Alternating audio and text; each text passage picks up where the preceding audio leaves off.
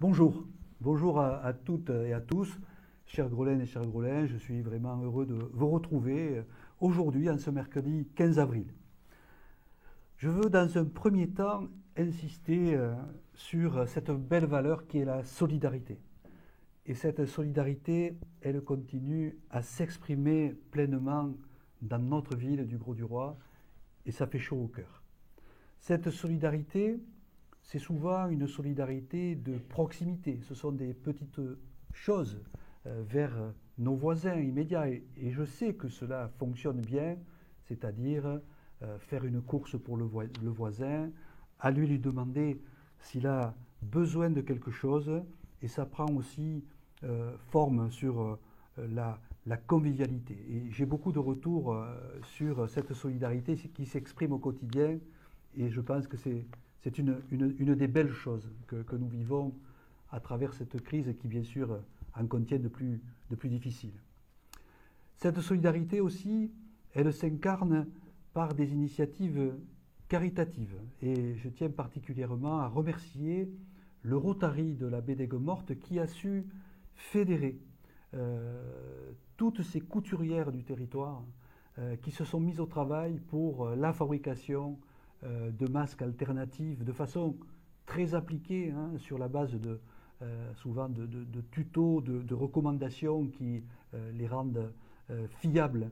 Eh bien, le Rotary a su fédérer, et c'est un travail qui continue. Il y a une production très importante, et à travers cela, il y a des dons qui sont faits, des dons, et j'en cite quelques-uns, il y en a d'autres qui se sont faits vers notamment l'EHPAD au Grau-du-Roi, ou encore l'établissement des aigues marines. Alors on était tous bien sûr attentifs à la prise de parole du président de la République, et vous avez pris connaissance du discours du président, et on mesure, ou peut-être pas totalement car il y a des choses encore incertaines, les conséquences d'une prolongation du confinement jusqu'au 11 mai. On les mesure sur le plan bien sûr humain et aussi sur le plan économique. On mesure les exigences d'organisation de cette sécurité, notamment pour la reprise des écoles. On mesure aussi l'exigence qui est celle de distribuer un masque à chacun. Notre collectivité, je vous le dis, est totalement engagée pour prendre part à toutes ces exigences humaines, sociales, économiques et environnementales, et on est tous bien conscients que toutes ces composantes se tiennent, elles sont toutes liées. Quelqu'un qui va subir l'impact social, qui va être au chômage, c'est l'impact économique, c'est l'impact social, c'est l'impact humain. On le comprend parfaitement. Alors, sur le plan du soutien communal à l'économie, et on le sait, l'économie locale, elle est multiple, elle est variée, mais elle repose sur un pilier principal qui est le tourisme. Et on voit que cette activité économique du tourisme va connaître un marasme important par rapport à ce qui est annoncé de la non-reprise dans un temps court des activités de restauration, d'hôtellerie, etc. Donc on voit très bien des événements, des rassemblements. On voit bien que là, l'impact va être considérable, avec bien sûr un effet domino sur la vie locale à tous les niveaux. Alors là-dessus, voilà la décision que nous prenons, nous, au niveau de la collectivité. Cette décision est d'exonérer totalement les redevances d'occupation du domaine public pour l'année 2020. La collectivité, qui elle aussi, bien sûr, perd des recettes, va consentir des efforts. Et nous allons faire des choix utiles pour compenser cette situation, qui est une situation à hauteur d'une enveloppe de 3,5 millions d'euros. Dire immédiatement que la commune ne peut pas être seule et qu'il y a déjà des dispositifs qui sont en place, nationaux, régionaux. Il faut aller plus loin, il faut qu'on soit soutenu encore plus par l'État, qu'on soit soutenu bien sûr par la région. Ils sont engagés, les organismes professionnels, la CCI qui joue son rôle dans la chaîne de transmission, et aussi bien sûr la communauté de communes Terre de Camargue qui détient la compétence sur la vie économique. Notre cité, bien sûr, notre collectivité assure les services. Vous le savez, et je tiens bien sûr à remercier chacun et chacune. Je vais vous parler des écoles. Sur les écoles, deux choses. Donc, vous avez entendu l'annonce du président de la République, reprise de l'école à partir du 11 mai. Bien entendu, je reste très attentif, très à l'écoute, à la fois de l'éducation nationale, des enseignants, des directeurs, des parents d'élèves, parce que, bien entendu, s'il y a très probablement des éléments positifs à la reprise de la scolarité, cela n'est pas sans inquiétude et sans devoir être parfaitement organisé et parfaitement protégé les uns et les autres.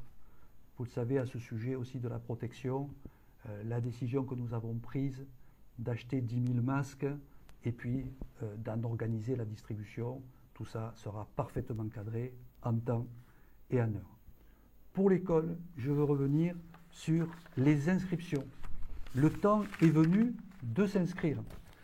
Et donc, la cohésion sociale me fait passer donc, ce message. Vous pouvez, par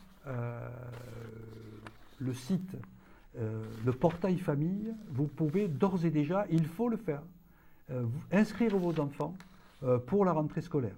Donc, faites-le sans tarder. Donc ça, c'est un message que je veux faire passer et vous trouverez les modalités sur les différents supports de la collectivité, le site internet, la page Facebook l'animation et bien sûr le portail famille du CCAS et de la cohésion sociale.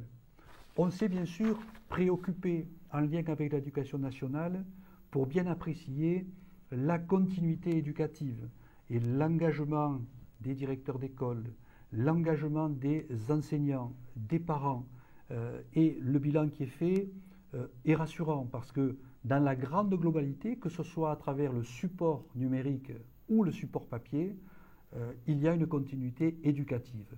Et pour celles et ceux qui sont dans la grande difficulté, il y a des prises en charge, ils ont été repérés et il y a des prises en charge et des accompagnements spécifiques et personnalisés qui se font. Toujours sur l'engagement de la collectivité à travers son CCAS, vous rappelez bien sûr que on est à l'écoute, à la fois sur, vous le savez, le numéro d'accueil CCAS, mais aussi sur le volet plus technique, administratif, le numéro de la mairie du Grau-du-Roi. Pour exemple, dans la situation qui m'a été présentée pour la semaine dernière, je veux parler par exemple pour la date du 15 avril, il y a eu 131 appels entrants au CCAS pour toute une série de questions et d'actions conduites pour le soutien des familles de la collectivité. Voilà, chers concitoyens, chers Grolènes et chers Grolins, les éléments à la fois bien sûr d'information que je souhaitais vous apporter aujourd'hui, des éléments aussi de réflexion et vous dire que la vie de la collectivité est maintenant totalement réengagée selon les modalités habituelles. La visioconférence, nous aurons 6 visioconférences cette semaine. Nous avons eu une réunion des directeurs de services, nous avons abordé la question des ressources humaines, nous avons eu un bureau municipal, il y aura une réunion des administrateurs de la régie autonome du port de Plaisance. En fin de semaine, avec l'Office du tourisme, nous allons avoir des visioconférences avec les acteurs de l'économie locale. Je sais qu'ils ont beaucoup d'attentes, avec aussi notamment les plagistes qui donc sont dans l'expectative quant à l'ouverture des plages, bien sûr, et les annonces qui nous ont été faites ne sont pas très encourageantes. En tout cas, le maire que je suis, les élus qui m'accompagnent, tous les élus, bien sûr, l'exécutif avec la majorité, mais en concertation avec l'opposition, nous nous mettons à leur service et nous serons des combattants pour défendre les intérêts de notre collectivité, sans sacrifier le sanitaire bien entendu, mais avec cette observation de la nécessité aussi que la vitalité économique ne s'effondre pas dans notre collectivité, parce que là, comme je vous le disais, les conséquences sociales seront aussi qui seront vraiment dommageables, évidemment. Voilà. Donc, on reste dans des volontés fermes, dans une énergie totale sur donc, le service à apporter, dans la perception de ce qui est positif, hein, mais aussi, bien sûr, dans l'analyse de ce qui peut être quelquefois débattu ou contredit. C'est la vie de la démocratie locale et aussi à l'écoute des citoyens. Je vous remercie de votre attention et je vous donne rendez-vous. Ça sera donc vendredi cette semaine à 11h30 pour ce point vidéo sur les réseaux sociaux. À bientôt.